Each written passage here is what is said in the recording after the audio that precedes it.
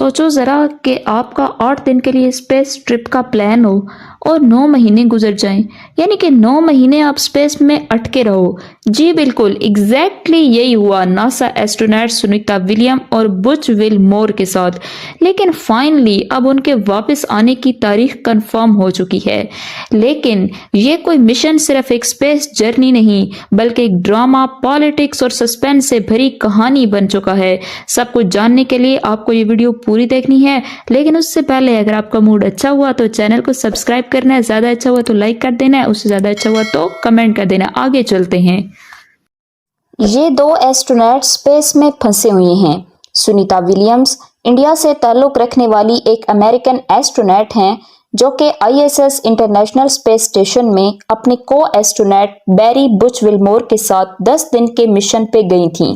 इनको वापस लाने वाले स्टारलाइनर स्पेसक्राफ्ट में सीरियस टाइप के एरर्स पाए गए हैं और नासा के इंजीनियर्स का कहना है कि इस स्पेसक्राफ्ट के साथ वापस एटमॉस्फेयर में एंट्री पर एस्ट्रोनॉट्स की सेफ्टी की कोई गारंटी नहीं। 1998 में नासा को ज्वाइन करने वाली सुनीता विलियम वो वाहिद फीमेल एस्ट्रोनॉट हैं जिनके पास 50 घंटे और 40 मिनट की लंबी स्पेस वॉक का वर्ल्ड रिकॉर्ड है। साथ ही वो स्पेसक्राफ्ट की टेस्ट पायलट और इंजीनियर रही हैं।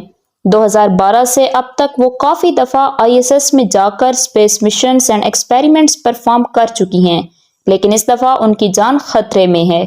5 जून 2024 Cape Canaveral Space Force Station Florida, यहाँ से ये 10 दिनों के मिशन के लिए रवाना हो रही नहीं है।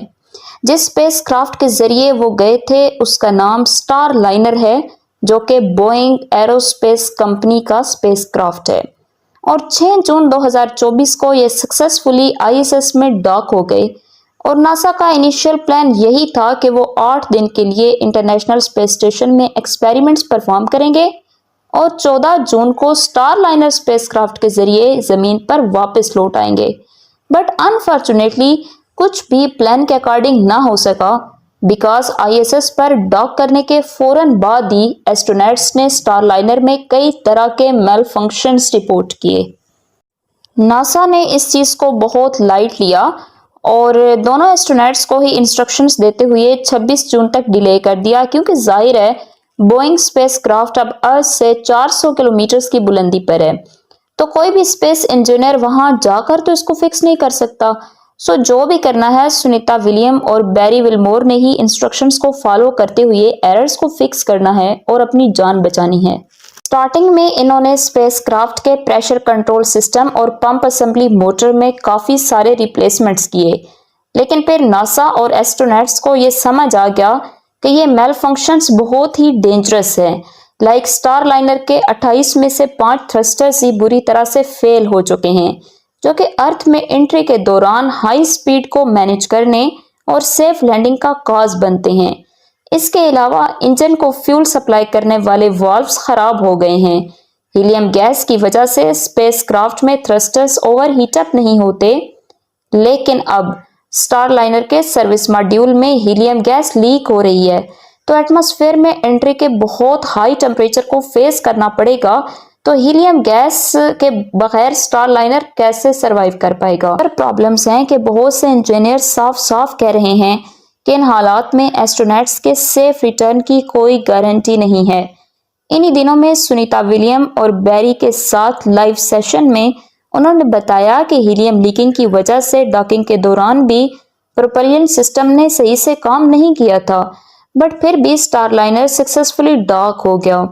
सुनीता विलियम का कहना है कि उन्होंने सिमुलेशंस में कई तरह की इमरजेंसी सिचुएशंस को हैंडल किया है, तो वो आज भी ये एक्सपेक्ट करती हैं कि वो इस सब डिजास्टर से खुद को बचा लेंगी। विलियम्स ने एक प्रेस कॉन्फ्रेंस में बताया है कि सबसे मुश्किल चीज ये थी कि उनकी फैमिली और ग्राउंड टीम को ये नहीं पता था कि वो कब वापस आएंगी। उनका कहना था कि ये उनके लिए रोलर कोस्टर राइड रही है। शायद हमसे भी ज्यादा अनसर्टेनिटी की वजह से जमीन पर उनके लोग ज्यादा परेशान रहे हैं। अब फाइनली नासा ने उनके घर वापसी का प्लान फाइनलाइज कर दिया है। अगर सब कुछ ठीक रहा तो मार्च 19 या 20 को ये एस्ट्रोनॉट्स अर्थ पर टच डाउन करेंगे, मगर इससे पहले एक क्रू स्वैप प्रोसेस होना जरूरी है। नासा के स्पेस मिशंस एक केयरफुली प्लान्ड प्रोसेस फॉलो करते हैं। एस्ट्रोनॉट्स की वापसी से पहले उनकी रिप्लेसमेंट टीम आईएसएस पर भेजना जरूरी होता है। 12 मार्च को क्रू 10 मिशन लॉन्च होगा, जिसमें नासा के एस्ट्रोनॉट्स और रॉसकॉस्मोस कॉस्मोनॉट्स मिलकर आईएसएस की तरफ रवाना होंगे। ये मिशन एक स्पेसएक्स फाल्कन 9 रॉकेट के जरिए कैनेडी स्पेस सेंटर फ्लोरिडा से लॉन्च होगा। 13 मार्च को क्रू 10 का आईएसएस पर डॉकिंग एक्सपेक्टेड है, जिसके बाद वो वहां परमानेंटली सेटल हो जाएंगे और क्रू 9 को रिप्लेस करेंगे। मार्च 19 या 20 सुनीता विलियम्स और बुच विलमोर फाइनली अर्थ की तरफ वापस आएंगे स्पेसएक्स क्रू ड्रैगन के जरिए, जो उनको सेफली फ्लोरिडा के कोस्ट के पास स्प्लैश डाउन करेगा। ये मिशन एक पॉलिटिकल डिबेट का भी हिस्सा बन चुका है, जब एलन मस्क ने क्लेम किया कि बाइडेन एडमिनिस्ट्रेशन ने स्पेसएक्स को एस्ट्रोनॉट्स की रेस्क्यू ऑफर देने के बावजूद रिजेक्ट कर दिया था। एस्ट्रोनॉट बुच विलमोर ने भी एक प्रेस कॉन्फ्रेंस में कहा कि मुझे एलन मस्क की बात पर पूरा यकीन है, जो उन्होंने कहा वो बिल्कुल फैक्चुअल है। फिर यूएस प्रेसिडेंट डोनाल्ड ट्रंप भी इस इशू में इन्वॉल्व हो गए और उनका कहना था कि बाइडेन ने इनको वहां फंसा दिया है, लेकिन मैं ऐसा नहीं होने दूंगा। मैंने एलन मस्क को एक हफ्ता पहले ऑथराइजेशन दी थी कि एस्ट्रोनॉट्स को वापस लाए। अब चाहे पॉलिटिक्स हो या टेक्नोलॉजी के इश्यूज, नासा और स्पेसएक्स ने फाइनली ये प्लान सेट कर लिया है कि एस्ट्रोनॉट्स सेफली वापस लाए जाएं। प्रेस कॉन्फ्रेंस के दौरान जब सुनीता विलियम्स से यह पूछा गया कि वो स्पेस की कौन सी चीज सबसे ज्यादा मिस करेंगी, तो उनका जवाब था सब कुछ। उनका कहना था कि स्पेस में रहने का पर्सपेक्टिव और प्रॉब्लम सॉल्विंग स्किल्स बहुत यूनिक होती हैं और वो इस एक्सपीरियंस को हमेशा याद रखेंगी।